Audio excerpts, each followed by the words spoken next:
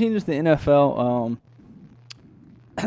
We talked about the DeMar Hamlin situation. We're going to go to the NFC playoff picture. We've talked about the Eagles in a couple of videos.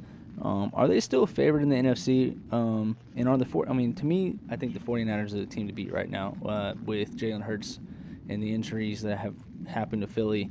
And Philly kind of getting exposed in the middle of that defense. C.J. Gardner-Johnson is coming back. The interception leader is coming back this week. Lane Johnson expected to play this season, even with the bum shoulder. And they are getting Josh Sweat back and Robert Quinn. So they are getting healthy kind of at the right time. But are the Eagles still the favorite in the NFC? And then if not, who is? I would say yes if Jalen Hurts is healthy. With Jalen Hurts, I 100% believe they are my favorite for the NFC. Without him, absolutely not. Unfortunately. Absolutely not. They just are not the team that they're supposed to be.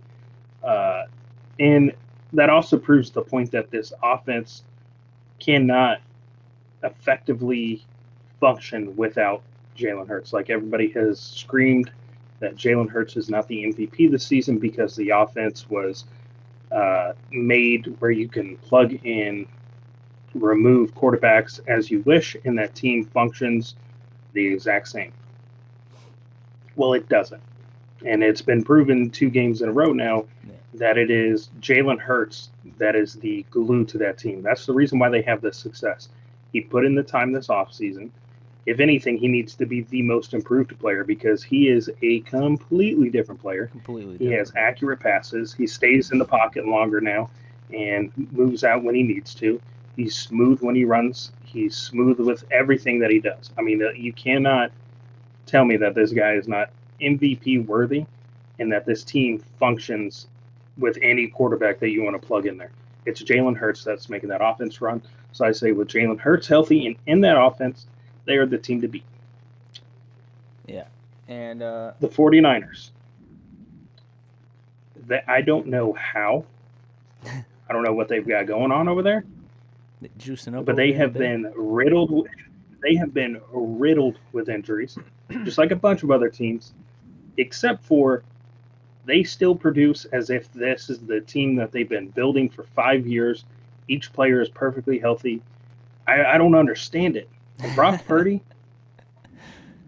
my God, if there is a quarterback to hype up, like there was the Bailey Zappi hype, there was the Trey Lance hype, there was any quarterback that came in after an injury or started this year that was a rookie, the Carson Wentz hyped up.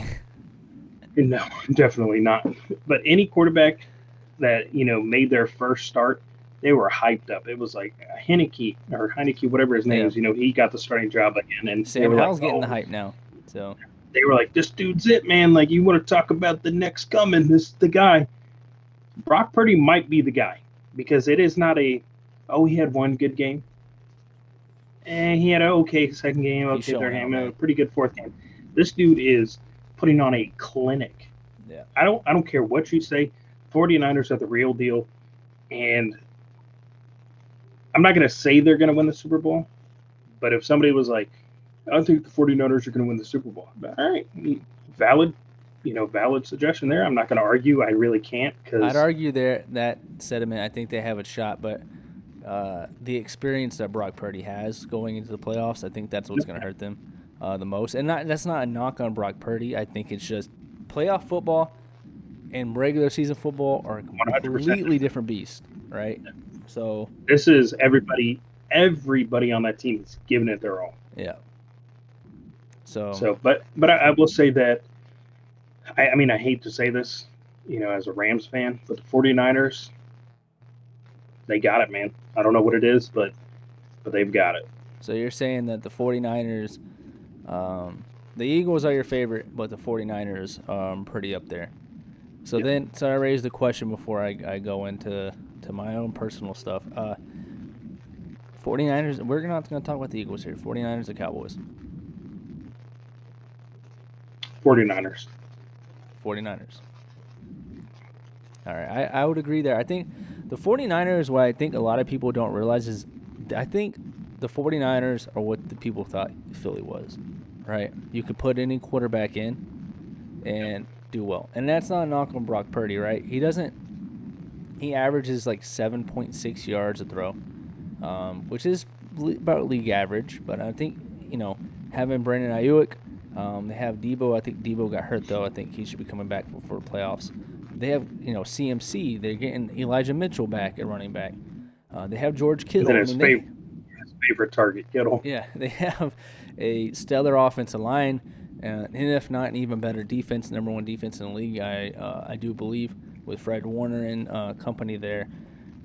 So Brock Purdy does have his help there. Again, what I think is going to hinder the Niners is the experience. Not from anybody else on the team, but from the most important position on the team at quarterback. Brock Purdy's got, 5, maybe 6 games in regular season action. He's played solid. The thing with Brock Purdy is he's doing what the 49ers need him to do, which is play smart ball, throw it, we're going to get guys open, make the right read, get it to the guys and let them do the work. So if it's a 5-yard hitch, 10-yard hitch, 10-yard in, a drag route, a slant route, whatever, let Ayuk, Debo Samuel, George Kittle, maybe George Kittle up the seam, maybe doing a skinny post, whatever. Let them do the work. And that's what he's doing. He's simply being a slightly better game manager. I don't want to put that game manager tag on Brock Purdy, but he's not doing the things that's going to hurt his team. He is just allowing his players to play. And that's all you can ask for a quarterback, especially in that system. So I think the 49ers are dangerous if he can continue to do that in the playoffs. I will favor the Eagles as long as Jalen Hurts is healthy. I think if they get CJ back on that defense, I don't think people realize how much of an important piece on that middle for a free safety. For CJ Gardner-Johnson, who's one of the better safeties, has proven it this year in a contract year as one of the better safeties in the league. They did lose Avonte Maddox, their slot corner, which is a top slot corner for the year, which is unfortunate. And what the Eagles could do is Reed Blankenship, the backup free safety to CJ Gardner-Johnson, played pretty well. They could move CJ into the star position or slot position, what Avonte did. He played it in college. He played it with the Saints. Moved Blankenship at the free safety position. He played pretty well. And then, they have, so to shore up the middle of that defense, but they need to do something. But to me, it all hinges on Jalen Hurts and his arm. Reportedly back at practice, reportedly going to play against the Giants. If the Giants are resting on their starters, maybe you win with Minshew. Maybe you roll with Minshew, let Jalen Hurts heal up. Acho, we talk about Manuel Acho a lot. He seems like a good dude. We don't agree with all his takes, but he did make a good point. With Lincoln Riley, I'm looking down at my notes. With Lincoln Riley at quarterback. We going way back. Yeah, with Lincoln Riley at quarterback. No, when Jalen Hurts at quarterback, if the Eagles are the 5th seed, I still think they're the better team, the best team in the NFC playoffs. Rather than number 1 or number 5 seed. But if they allow an extra week for Jalen Hurts to get healthy, that's probably best. If they lose to the Giants, they fall to number 5. I think the Cowboys or the Vikings take the number 1 seed. But here's my thing to me. If he's healthy enough to go, if you see him in practice and he's looking good, even if he's not at 100, but he's at like 90%, you play Jalen Hurts. And the reason why I say this is because, yes, while the Eagles are the best team in the NFC, and I agree with you there, they have found themselves in a position where we never thought that you would see this, a 13-2 team, on a must-win game. And why I say that's must-win is because a first-round bye lets a lot of your players that are still hurt, 13-3, yeah, lets a lot of your hurt players get one more week of being healthy, unlike other teams who are probably going to lose a couple players to injuries round 1 of the playoffs. And then you get home field advantage for the rest of the playoffs. So, to me, that number 1 seed is important and worth it for him playing at 90%, because I think Jalen at 90% is better than Gardner Minshew at 100%. So, and we've seen that, right? Everyone's saying Jalen Hurts is not the MVP, like you said. He's not the MVP. You can plug any quarterback. Gardner Minshew is a starter, and I think Gardner Minshew is a starter on another team. Just not here. Just not here, right? On a team that maybe he's just looking for a quality starter for a couple years, and then they find their guy. not for a Super Bowl potential team. So I think with Jalen Hurts, you play him, you play for that number 1 seed. And I would agree. I think the Eagles are number 1 with Jalen Hurts. The Cowboys made a push. Dak Prescott. Listen, I'm gonna let you talk on Dak Prescott here in a second. 14 interceptions, ties the league with Derek Carr, and he missed 5 games. So to me, Dak's not taking care of the football. I know Cowboys fans are going to be like, "Oh, you're a homer. You're a stupid Eagles fan. Cry, Eagles, cry. We beat you. We beat you. You can't say Gardner Minshew because you guys beat us with, Cooper Rush and Gardner Minshew put up better stats than Jalen Hurts, but Gardner Minshew made mistakes that Jalen Hurts would not have made in that game that potentially would have flipped that scenario, that case around. And you guys barely beat us with Gardner Minshew. And so you can't bring up your win against the Eagles if the Eagles aren't allowed to bring up the win against the Dallas Cowboys without Dak Prescott. It goes both ways. Yeah. You can't say, you guys can't count that game because Dak Prescott, I'm pretty sure if Dak Prescott played, there would have been 4 more interceptions thrown that game. Yeah, he has had an off season, and I don't know why people are so afraid to talk about it. I think. So let me ask that question now. So who's your dark horse for the NFC playoff picture? Who's a team that could potentially sneak up out of nowhere? Everyone's sleeping on them, and could potentially make a run in the playoffs. What's that team for you? In the NFC, I would say AFC or NFC. We'll get to the AFC in a second, but we'll stick with the NFC here. NFC, I would say the New York Giants. I think this is over the past 4 or 5 years, they've kind of just been this crap team that has had zero potential. Ever since Daniel Jones got there, it's kind of just been this dude's a waste of a draft pick. Yeah. Please get him out of New York. Saquon's been hurt. He has been playing the way he's been supposed to be playing. Well, Daniel Jones is having a good season. Yes. Saquon is having a good season. Their defense is actually one of the better defenses in the league. Their draft pick, Kayvon Thibodeau, he's playing some really good football. I think that the New York Giants are going to have a really good playoff run.